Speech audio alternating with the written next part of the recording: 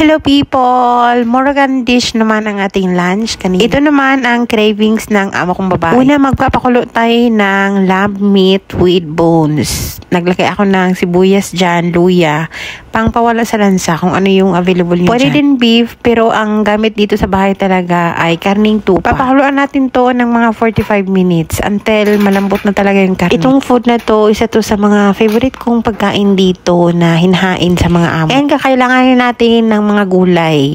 As favorite ng mga amo, yun lang yung mga nilalagay ko. Carrots, pumpkin, baby zucchini. Tapos naglagay din ako ng konting green beans para maiba naman. And naglagay ako ng konting slice ng cabbage. Nung lumambot na yung karne, sinalin ko doon sa pot na, itong pot na to, ito talaga yung para sa kuskus.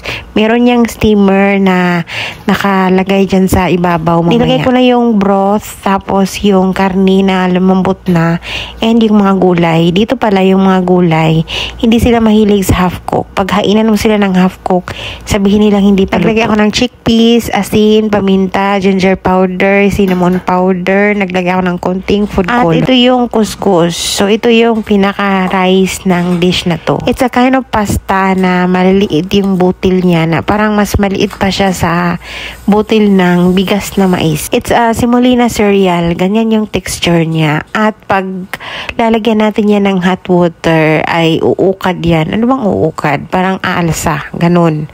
Aalsa yan siya or dadami. So, unti-untian natin yung hot water na ilalagay. Kailangan hot water. Unti-untian natin para matansya natin yung texture. Para ding, bigas. Pag nasobrahan ng tubig, syempre, malata or malabsa. So, ito naman, pag masobrahan ng tubig na bigla, ay magbuo-buo yan siya. So, dahan-dahan lang. And pagka last part na ng paghalo natin, lagyan natin yan ng butter para mas malinamnam at mas hindi siya magbuo-buo. And lagyan natin ng asin. And ito, pwede din itong panghalo sa salad, parang quinoa. And dagdag lang tayo ng dagdag ng hot water and haluin. Pag okay na yung consistency niya, pwede na yan. And ito naman yung food namin ni Belle. Kumakain ako ng couscous, pero iba talaga na meron kaming food na sarili. So ito ay mga pinagtatabas ko na mga chicken from mga pagkain ng mga amo, yung mga backbones, mga wings. So ginawa ko siyang chicken curry kanina. So, ito yung pagkain namin. Nagisa lang ako ng sibuyas, bawang, luya, and then ginisa ko yung manok ng mabuti dyan. And naglagay tayo ng curry powder. And naglagay tayo ng tubig enough para maluto yung ating manok dyan. Naglagay tayo ng broth cubes. Tatakpan muna natin yan kasama yung patatas and carrots para sabay na siyang maluto. So, madali lang naman yan siya habang nagluto tayo ng pagkain ng mga amo. Isasabay natin yung pagkain natin para hindi tayo magutuman. At itong couscous na to, pwede naman talaga siya na hindi na siya ilagay sa steamer dahil naluluto lang naman yan siya sa mainit na tubig. Pero since na masarap talaga pagka ihain na mainit, so ito yung kanyang purpose talaga ng couscous na steamer. Ang steamer na yan ay pinakamaliliit na butas or mayroong mga maliliit na butas. So, ilalagay natin yan sa ibabaw ng mga gulay habang nagluto tayo ng gulay. Ang iba nito, nilalagyan ng tomato paste kahit yung kapatid ni amo ko. So, dito sa bahay, ganun lang siya. Walang tomato paste. Yung ating chicken curry, naluto na yung ating patatas, carrots, at yung ating karne. So, meron tayong leftover na gata from Coco Mama. Itong Coco Mama na to, sana'y makita ako, no? Gustong-gusto ko itong Coco Mama talaga. As in, maganda talaga siya pang alternatives doon sa mga fresh na coconut. And kaya din ako na pa chicken curry ngayon ang dahil doon, dahil ayaw ko siyang masira. And naglagay lang tayo ng bell pepper na tira-tira din doon sa mga gulay ng mga amo. And konting pakulo lang yan, okay na. Meron na tayong ulam. Anyway, kakain ako ng couscous, pero si Belle talagang trinay niya naman kumain ng couscous. Pero ayaw siya talaga, or hindi niya gusto.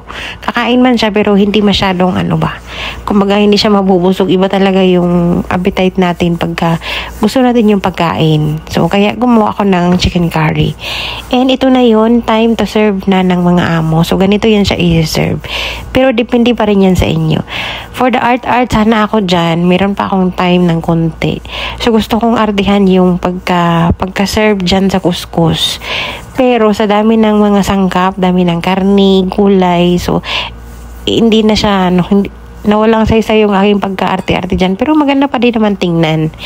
Yung kulay ng gulay dyan, talagang nagdala ng kulay, nagdala ng ganda ng ating dish. Konti na lang yung natira dyan. Ang kumain yan ako, yung amo kong babae, yung amo kong lalaki, yung pangalawang alaga hindi kumain, at yung bunso, yung dalaga. So, yung kumain yan ay kaming apat lang.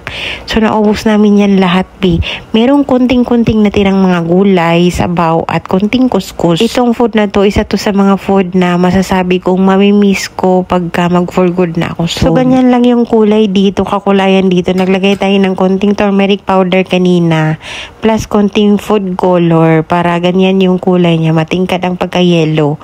Pero sa ibang bahay, like doon sa mama or parents ng amo ko, doon sa sister niya, ay meron silang tomato paste. Bali, igisa pa nila yan bago nila lagyan ng sauce para magkaroon ng pula na kulay. And isi-serve yan na separate yung soup and isi-strain. Tapos, yung pangalawa naming alaga, hindi yun kakain ng kuskus. And sakto, meron pang leftover na salig. Nagluto na lang ako ng isang pirasong chicken para sa kanya. Ito tayong chili, garlic. And ito yung pagkain natin today, couscous. Kaya lang hindi ko. Yung iba nito, yung sabaw nila may tomato paste. Dito sa bahay, ganito lang talaga yan. Lagyan natin ng chili garlic. Lunchy. Chicken curry. Si Raisa ay couscous.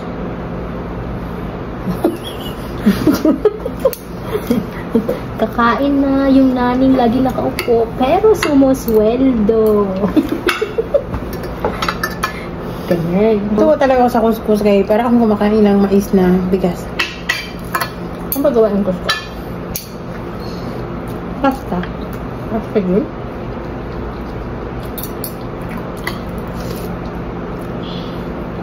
It's a kind of pasta din. It's a semolina ground something.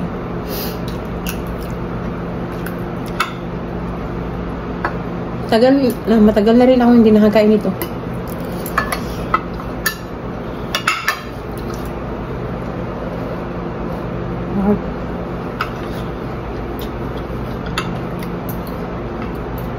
Masarap pagka may manghang-anghang.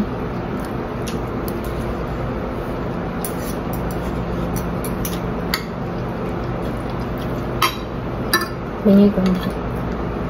Kunti lang. Hindi ako ng nagluto ako ng chicken curry pero mamaya ko nakainin yan. Ito muna. Chili garlic oil.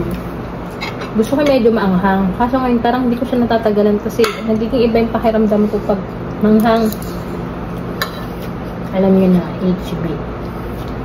Kaya, kunti-kunti lang.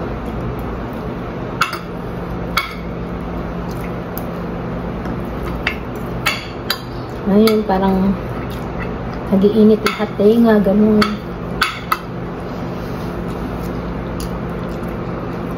Sarap pa naman pag chicken curry, medyo maanghang, no?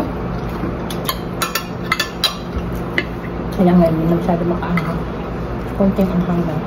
Tunay na curry yan, kaya gata. Ah! That's why nagata ako. Kanina, ang iniisip ko, gagawin mo. Adobo naman talaga yun kasi yung unang plan ko is pang chicken curry talaga siya. Kasi may carrots, tapos yung bell pepper.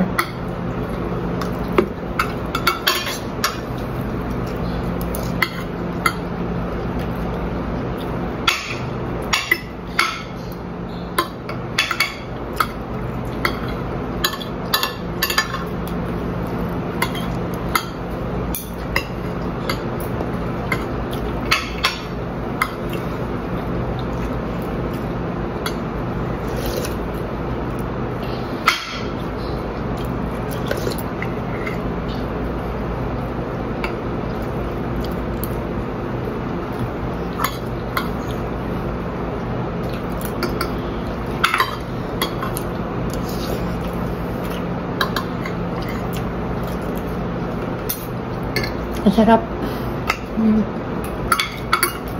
Ang dati naman dun sa ano, manok. Ako kanin, sila ito.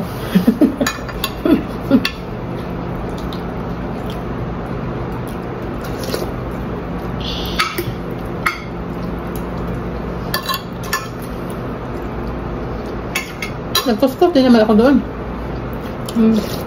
Ano? Din kami ko? Beef. Beef na may ano, bones.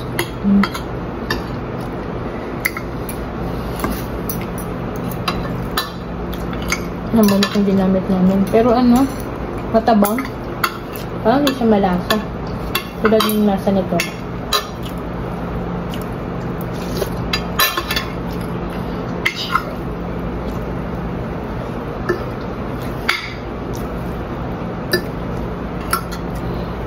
Kaya may pagpalit ang kanin day. Kaysa dito. Di ba na yung ginagamit na dating yung luluto mong pangbugas na? Hindi, bulgur yun. Ay, kala ko ito yun.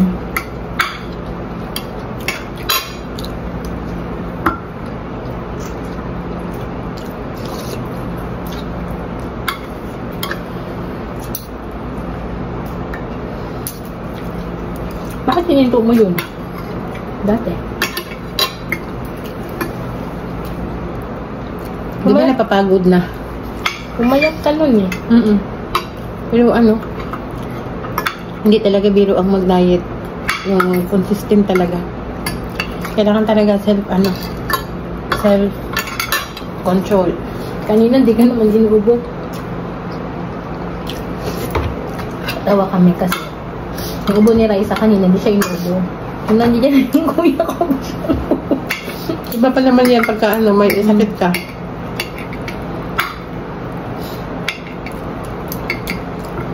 Ang sakit ka.